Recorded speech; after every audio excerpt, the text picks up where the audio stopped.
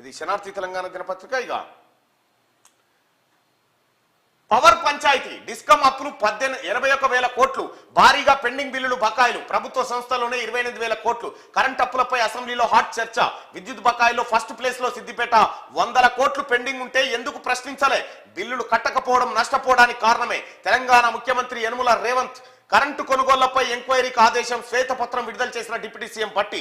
జగదీష్ రెడ్డి 10,000 కోట్లు తిన్నడన్న కోమటిరెడ్డి అంటూ వార్తను చూస్తాను. నిన్న చాలా హాట్ గా జరిగింది. కరెంటు లెక్కలు బయటకు, ఇంకా చాలా రంగాల లెక్కలు బయటకు వచ్చేది. ఓన్లీ కరెంటీయే వెళ్ళినాయి. ఇప్పుడు కరెంటీ మొత్తం అప్పులు వెళ్ళినాయి గంతే, ఇంకా వెళ్లాల్సినవి చాలా ఉన్నాయి.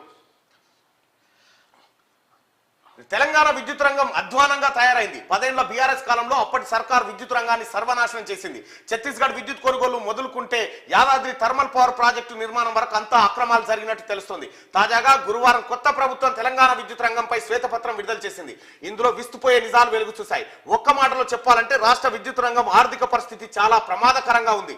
డిస్కంలు 81,516 కోట్ల నష్టాల్లో ఉన్నాయి. విద్యుత్ ఉత్పత్తి సరఫరా సంస్థలకు 28,673 కోట్ల బకాయిలు చెల్లించాల్సి ఉంది. నాశనం చేసిరు కదా కేసీఆర్, మొత్తం నాశనం చేసిరు. మొత్తం సర్వనాశనం చేసింది కేసీఆర్ కుటుంబం తెలంగాణను.